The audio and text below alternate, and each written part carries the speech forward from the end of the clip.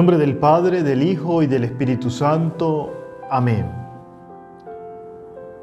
Espíritu Santo, amor del Padre y del Hijo, inspírame siempre lo que debo pensar, lo que debo decir, cómo debo decirlo, lo que debo callar, cómo debo actuar, lo que debo hacer para gloria de Dios, bien de las almas y mi propia santificación. Espíritu Santo, dame agudeza para entender, capacidad para retener, método y facultad para aprender, sutileza para interpretar, gracia y eficacia para hablar. Dame acierto al empezar, dirección al progresar y perfección al acabar. Amén. María, Reina de los Ángeles, ruega por nosotros. En el nombre del Padre, del Hijo y del Espíritu Santo. Amén.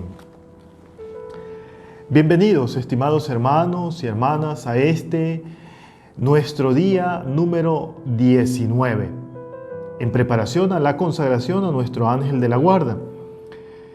Con este día y con esta reflexión cerramos el ciclo bíblico, podemos llamarlo de alguna forma. La primera parte, lo repito una vez más, estuvimos abordando el Antiguo Testamento. En esta segunda parte del Nuevo Testamento, desde los Evangelios sinópticos, Mateo, Marcos y Lucas, hasta ahora el libro del Apocalipsis.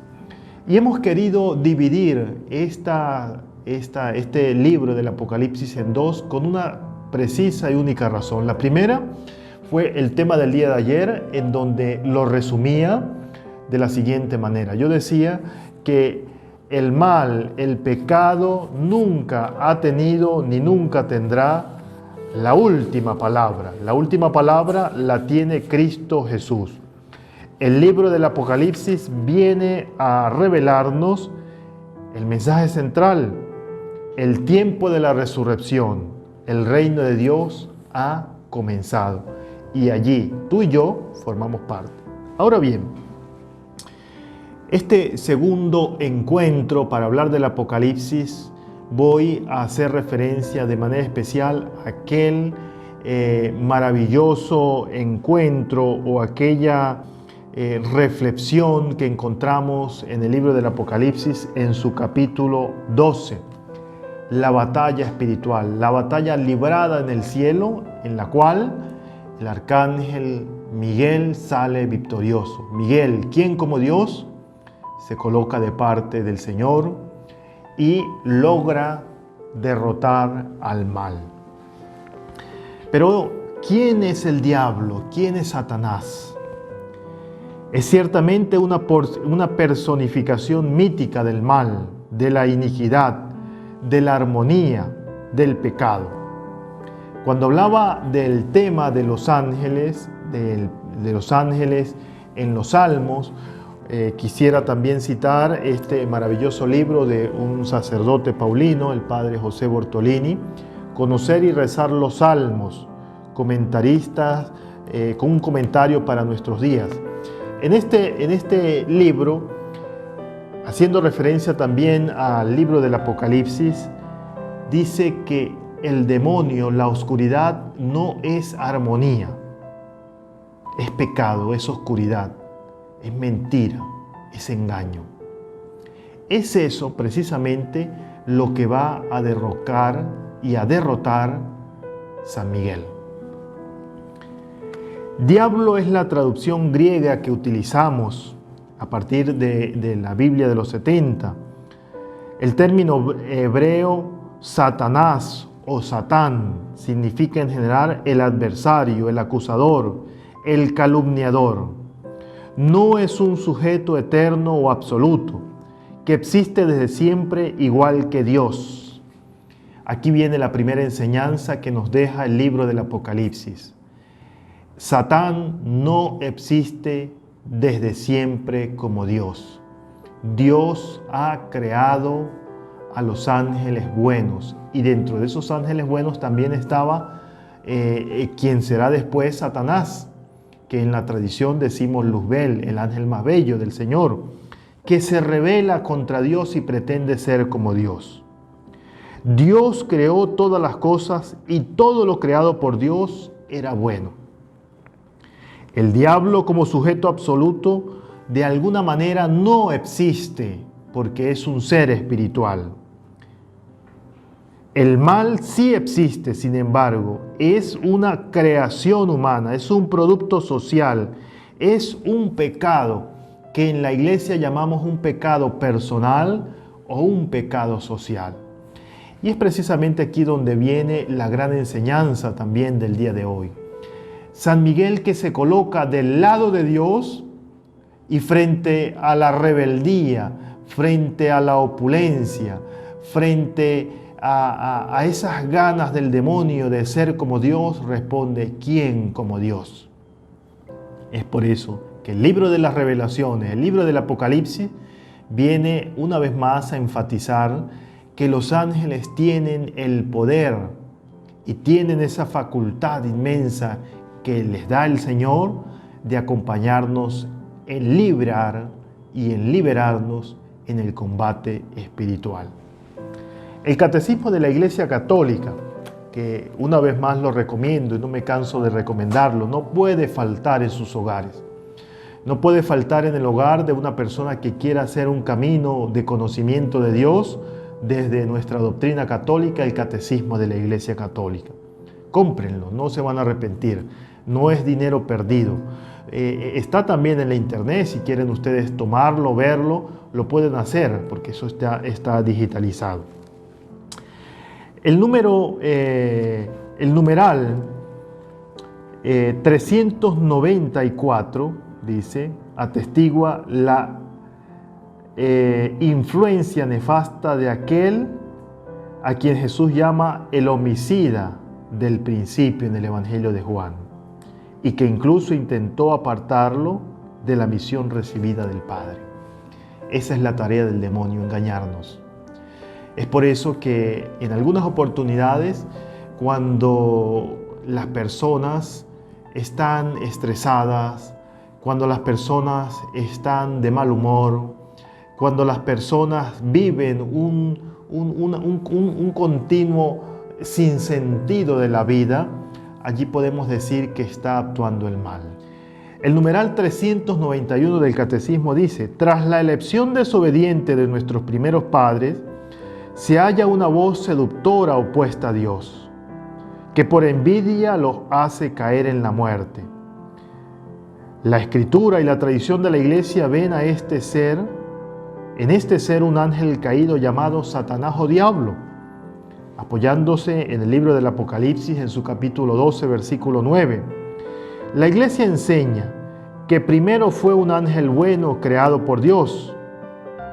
El diablo y los otros demonios fueron creados por Dios con una naturaleza buena, pero ellos se hicieron a sí mismos malos. En su no querer aceptar la voluntad de Dios, esa voluntad que es un plan de salvación, y dentro de ese plan de salvación figura de manera especialísima Jesucristo, que triunfa en la cruz y resucita y nos dice que estamos encaminados a la verdad. Bueno, esa resurrección que inaugura el reino de Dios en el cual cada uno de nosotros formamos partes, bueno, allí viene a tomar sentido la influencia del mal. El Catecismo dice: existe una voz seductora opuesta a Dios. Esto es el mal. Esa voz seductora que nos lleva por los caminos de la facilidad, por el camino de la ligereza, por el camino de la permisividad. Yo me quedo también un poco abismado y preocupado muchas veces cuando en nuestro mundo se nos pretende ser permisivos de todo. El otro día escuchaba una charla que me compartían sobre educación. Todos los grandes líderes de la educación moderna, actual, apuestan por el respeto, y con la excusa del respeto se nos lleva a la permisividad de todo. Todo está permitido, todo es permitido. Esa es una de las influencias del mal, lo opuesto a Dios, esa voz seductora que nos dice que podemos ser Dios, esa voz seductora que debe ser vencida por San Miguel y por cada uno de nosotros con la fuerza del ángel de Dios, de San Miguel Arcángel y de todos los ángeles, nuestro ángel custodio, que nos ayuda a vencer esa voz seductora que nos quiere llevar por el mal. Porque el demonio se goza en el mal. El demonio nos da dinero, poder y placer. Tener, poder y placer. Los tres grandes pecados que nos cita el padre Amor aquí, en este libro, El último exorcista. Mi batalla contra Satanás. Tres grandes herramientas que desde siempre y para siempre el diablo utiliza de manera monótona. Tener, poder y placer. Bueno, eso es precisamente lo que el diablo, como un sujeto absoluto, viene a decirnos que nosotros lo podemos todo. ¿De dónde salen estas fuerzas sobrenaturales del mal? Podemos ver en el Apocalipsis. Salen de la acumulación histórica del pecado, tanto personal como social. Pero sobre todo salen de la capacidad del ser humano de construir ídolos. La idolatría es el mundo espiritual perverso creado por el mismo ser humano. Este es capaz de pervertir la imagen de Dios o de sustituir a Dios por dioses falsos, absolutizando realidades terrestres. Cada vez más vemos una gran batalla.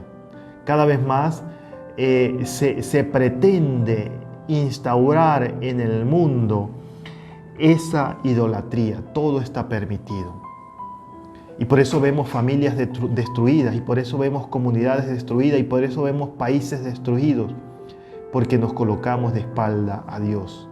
Queremos ser constructores de nuestra propia historia. Queremos ser, tener autoridad sobre nuestro propio actuar. Ese es el gran pecado que en el libro del Apocalipsis, el libro de la Revelación, viene a decirnos. Los ángeles vienen a quitarnos esa tela.